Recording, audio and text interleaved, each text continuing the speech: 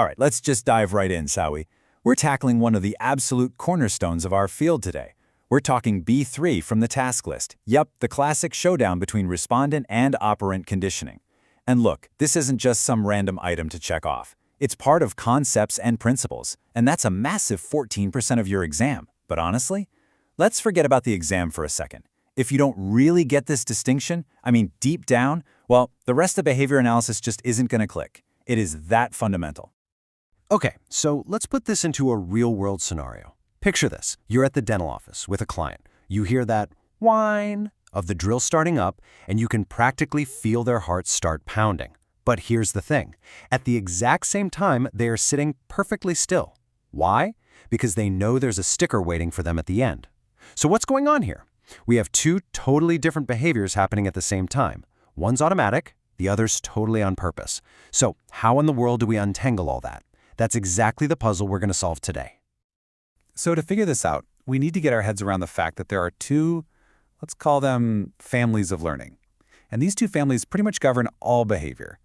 We're going to start by meeting the family that's responsible for all those gut reactions, the automatic, reflexive stuff that we have zero conscious control over.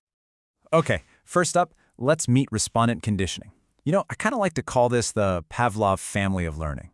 Think of them as being all about reflexes and involuntary responses, the things that are just automatically triggered by what's going on around us. This is really where biology and behavior shake hands. So here's the breakdown of how it works. You take some neutral stimulus, something that means nothing, and you pair it with something that already makes you react automatically. You do that a few times, and pretty soon, that thing that used to be neutral now makes you react all by itself. And here's the key, the part you absolutely have to remember. This isn't a choice. The behavior is elicited. It's like a knee-jerk reflex.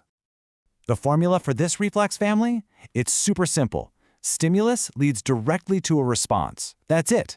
An SR relationship. The action is 100% controlled by what comes right before it. The antecedent stimulus does all the heavy lifting. And yeah, Pavlov's dogs, it's the classic for a reason. It's the perfect illustration. The dogs didn't choose to salivate. Before anything happened, food naturally made them salivate. Then, Pavlov starts ringing a bell right before the food comes. After enough of those pairings, what happens? The bell alone, now a conditioned stimulus, makes them salivate. A brand new reflex was just learned. So, where do we actually see this in our day-to-day work? Oh, it is everywhere. It's the client whose palms get sweaty just at the sight of a needle.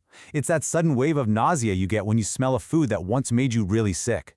These are all physiological, involuntary responses that got conditioned through pairing.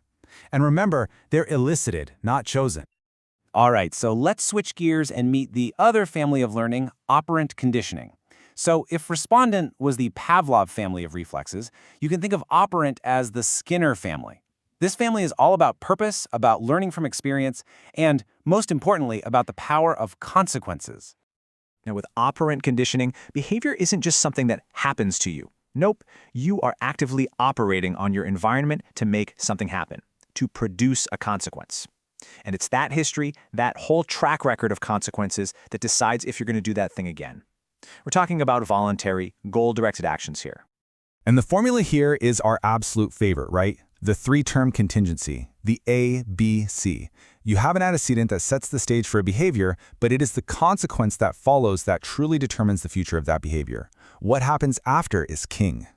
And of course, this stuff is all around us all the time. A student raises their hand because in the past, doing that got them the teacher's attention. A kid says juice with the very specific purpose of getting juice.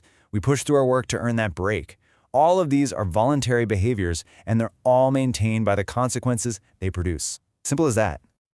Okay, now for the main event. Getting these next few distinctions crystal clear in your head, this is your ticket.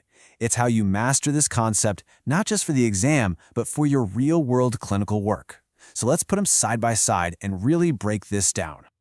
Okay, this table right here is pure gold. Let's just walk through it. First, behavior type. Respondent is involuntary, reflexive. Operant is voluntary, purposeful. Next, the governing relation.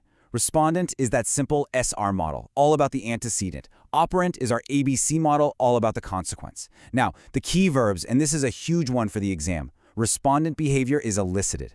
Operant behavior is evoked. And finally, the learning process itself. For Respondent, it's all about stimulus pairing. For Operant, it's about reinforcement or punishment. Seriously, this slide right here is your study guide. Let's really drill down on this vocabulary because this is a massive giveaway on the exam, and it's a place where people get tripped up all the time. Elicit belongs to the reflex family. A stimulus elicits a response. It literally forces it out, automatically, like tipping over a line of dominoes. Evoke, on the other hand, belongs to the consequence family. An antecedent evokes a response. It's more like a lighthouse, signaling that, hey, a certain consequence is available if you choose to sail that way. One is a cause, the other is a signal. You nail this, you are going to nail those questions. So, how do we make absolutely, positively sure this sticks when you're under pressure, staring down an exam question? Let's get tactical. Here it is, the golden question you have to ask yourself every single time. When you read a scenario, just stop and ask, what is controlling this behavior?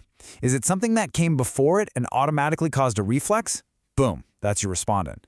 Or is the behavior being controlled by a history of what happened after it? That's your operant. I'm telling you, this one question will cut right through the confusion and lead you to the right answer almost every single time. And to make it even easier, here's a little keyword cheat sheet. When you see words in a question like reflex, involuntary, elicit, paired, or any physiological stuff like heart rate or sweating, your respondent alarm bells should be ringing loud and clear. But if you see words like voluntary, learned, evoke, consequence, or reinforcement, you should be thinking one thing and one thing only: operant. So let's circle all the way back to that dental office and solve our puzzle. It's perfectly clear now, isn't it? The sound of that drill, through past pairings with a scary or painful procedure, now elicits a racing heart. That's respondent conditioning. Meanwhile, the child sitting still, that's a voluntary behavior evoked by the promise of a sticker, a behavior that's maintained by the consequence of actually getting it. That's operant conditioning. You've got two different behaviors from two totally different families of learning happening in the exact same moment. Okay, so I'll leave you with a little challenge to really lock this in for good. Just think about your day so far. What's one reflexive, respondent behavior you've experienced? Maybe you jumped when you heard a loud noise.